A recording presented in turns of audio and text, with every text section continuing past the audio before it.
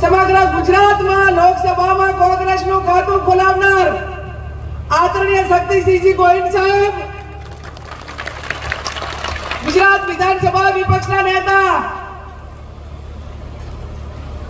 તાલુકા જનમંચનો કાર્યક્રમ કરીને સમગ્ર ગુજરાતના પ્રશ્નો એ લોકસભામાં રજૂ કરીને સરકાર સુધી પહોંચાડનાર આદરણીય અમિતભાઈ ચાવડા સાહેબ, આદરણીય ઇન્દ્ર વિજયસિંહ ગોહિલ સાહેબ, ઇન્દ્રનીલ રાજગુરુ, જિલ્લા કોંગ્રેસ સમિતિના પ્રમુખ આદરણીય ભરતસિંહજી,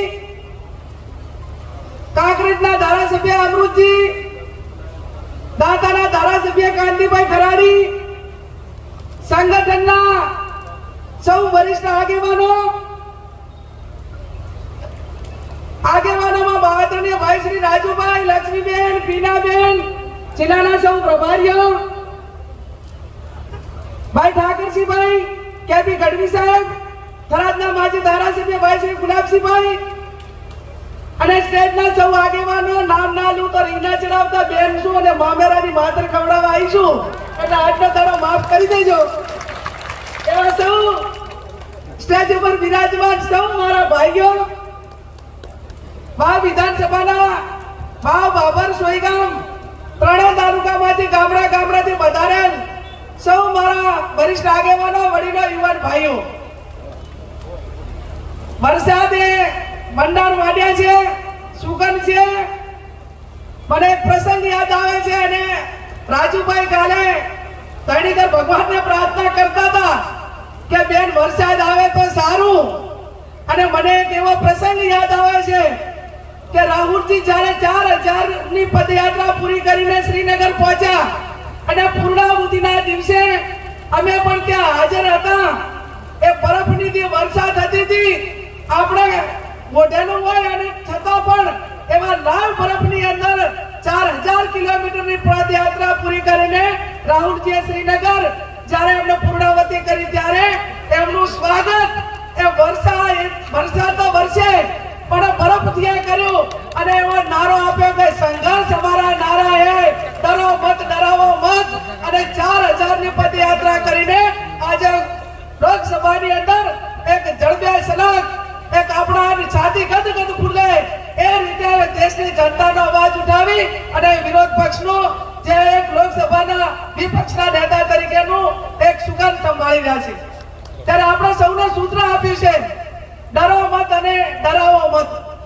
આ ભૂમિ ધૈણીધરની ભૂમિ છે, માં નરેશ્વરીની ભૂમિ છે, લખા પીર દાદાની ભૂમિ છે કે જાય ગાયોને રક્ષા કરવા વાળી ભૂમિનો અવાજ આ વાવની આ ભૂમિ છે કે જેના માટે ગાયોની રક્ષા માટે શહીદી વારનારના અહીંયા અત્યારે પાળ્યા છે. આ ભૂમિ છે કે જ્યારે બેન અને દીકરીની વાત આવે બાપુ, ત્યારે સૌ પ્રથમ મેં મામેરું 2017 વાવની જનતા પાસે માંગ્યું હતું અને એ ટાઈમે મેં વિનંતી કરી હતી કે મારા મામેરામાં હીરા નથી જોતા, મોતી નથી જોતા, મારા ઢાલામાં બીજું કાંઈ નથી જોતું, પણ તમે ગરીબ સમાજની દીકરીને વોટ આપીને ધારાસભ્ય બનાવજો, તમારું વોટ હું યાલે નહીં જવા દઉં એવી કુવાસી તરીકે તમને બધાને વિનંતી કરીને મામેરું માંગ્યું હતું. 2018 માં તમે મારું મામેરું ભર્યું. રાજકીય ઘણા ઉથલ પાથલ થયા, બધા મીડિયા વાળા, ભારતીય જનતા પાર્ટી વાળા એ બધાએ વગોડા ચાલુ રાખ્યા કે જ્ઞાનીબેન તો રાજીનામું આપશે. અને એ ટાઈમે મેં એમને કીધું હતું કે અમારા ભારતીય સંસ્કૃતિમાં જ્યારે બેન દીકરી કોઈ મામેરું માંગીને સત્તા સ્થાને આવે ને તો એ મામેરાની કિંમત શું છે ને સંસ્કૃતિ શું છે ને એ હું ભલી ભાતે જાણું છું. હું જિંદગી ભર મારા વાવ વિધાનસભાના મતદારોનો ખેડે વેપાર ના થાય. હું કોંગ્રેસનો ઝંડો લઈને, તિરંગો લઈને મારી અંતિમ વિધિ થાય ત્યાં સુધી હું કોંગ્રેસની અંદર રહેવાની છું. તમારે એમાં કોઈ ચિંતા કરવાની જરૂર નથી. ત્યારે પ્રજાને ભરોસો બેહવો જોઈએ. એનું વોટ આપ્યું છે, એનો વેપાર ના થાય, એને નેચું ના જોવું પડે.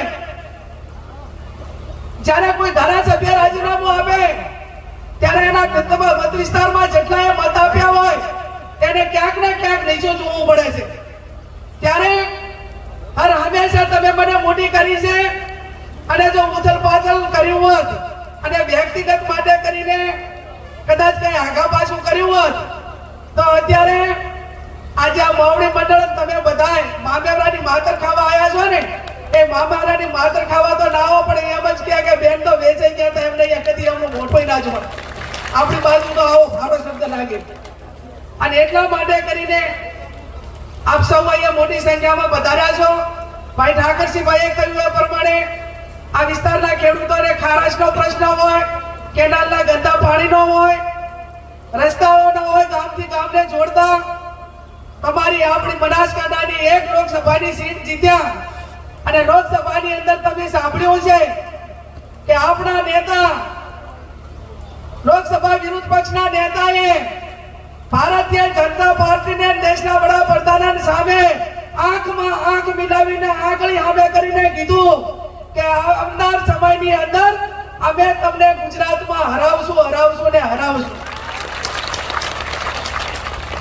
એનો કારણ તમે એમ માનો કે આજે આવડું મોટું સન્માન એ સમગ્ર ગુજરાતે નેતૃત્વએ અને તમામ સાધુ સંતોએ, જ્યારે હું લોકસભામાં ગૌ માતાને રાષ્ટ્રીય માતાનો દરજ્જો મળે, ગૌશાળાને સબસિડી મળે, ગૌશાળા ખુલ્લા થાય, જે પશુઓ ખરીદીને એના પ્રોટેક્શન માટે કે એને જ્યારે કોઈ કારણોસર એનું મૃત્યુ થાય એના વીમા માટે જીએસટી હટાવવાની વાત હોય, આવી અનેક વાતો જ્યારે મને બોલવાનો સમય મળ્યો ત્યારે લોકસભામાં મૂકી સમગ્ર દેશના સાધુ સંતોએ અભિનંદન આપ્યા. શંકરાચાર્યજીએ તાલકટોરા સ્ટેડિયમમાં બોલાવીને સન્માન કર્યું.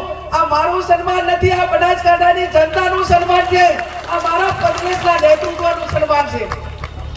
એ સન્માન એ આવનાર સમયની અંદર જે તમને નાના મોટા કામો માટે વાત કરી હોય એ ઋણ ઉતારવા માટેની માં નડેશ્વરી અને ધણીધર ભગવાનના આશીર્વાદ મળે તેવી હું પ્રાર્થના કરું છું. આ વિધાનસભાની પેટા ચૂંટણી આવવાની છે. આજે ત્રણેય જેટલા ઉમેદવારો આપણા ભારતીય જનતા પાર્ટી જેટલા ઉમેદવારો નથી. જેમ એમના લોકસભામાં 70 જણા માગણીદાર હતા, એમ આમાં પણ હું માનું ત્યાં સુધી 25, 26, 28 આંકડો પહોંચ્યો છે પેટા ચૂંટણી ની ટિકિટ માટે. હું આ વિધાનસભાની જનતાને બે હાથ જોડીને વિનંતી એટલી કરું કે કદાચ મેં રાજીનામું ના આપ્યું હોત તો હું 2027 સુધી ધારાસભ્ય તરીકે રહેવાની હતી. તો મારો પોતાનો અધિકાર છે અને મામેરું જમાડવું એટલે તમારે મને કંઈક આપવું પડે એવી પ્રણાલિકા છે. એટલે મારે મામેરામાં તમારું બીજું કાંઈ નથી જોતું. કોંગ્રેસ પાર્ટી મોવડી મંડળ જે પણ ઉમેદવાર મૂકે એને 3.5 વર્ષ માટે ધારાસભ્ય ચૂંટજો. તો હું મામેરું જમાડવા ગઈ હતી અને તમે મને ઓઢામણી ફેરવણી કરી છે એ બદલ હું તમારો આભાર માનીશ. બાપુ મારું બેટું સૌથી અઘરામાં આમ તો મોવડી મંડળને અમે ઘણી વખત કહેતા હોય કે અરે ટિકિટ ઉત્તર જાહેર કરતા નથી. મને હવે ખબર પડી કે ટિકિટ જાહેર કરવી, ટિકિટ આપવી અને એનો નિર્ણય લેવો છે એટલો અઘરો છે. મને હવે બાપુ થોડી ખબર પડી કે આ બહુ અઘરું કામ છે કે આપણે બીજા પાસે કહીએ તમે જાહેર કરો પણ આટલું છે તો કરો ને. સર્વાનુમતે એક નામ નક્કી કરીને મને કે બાપુ કે આપો, તમે કહેતા હતા ને કે જાહેર કરો તો તમે આ એકનું ના કરી કહેતા હોય, આટલું ના કરી કહેતા હોય તો અમારે આટલું બધું કઈ રીતે કરતા. એટલે ખરેખર જે આ ટિકિટની ઓથોરિટી છે એમને તો હું અભિનંદન આપું છું. અને હું ધણીધર ભગવાનને માં નડેશ્વરીને પ્રાર્થના કરું અને એમને વચ્ચે રાખીને કહું છું કે મારા માટે બધા હરખા છે. જે ટિકિટ માંગે એને હું એકને તમારી પાસે ભલામણ નહીં કરું.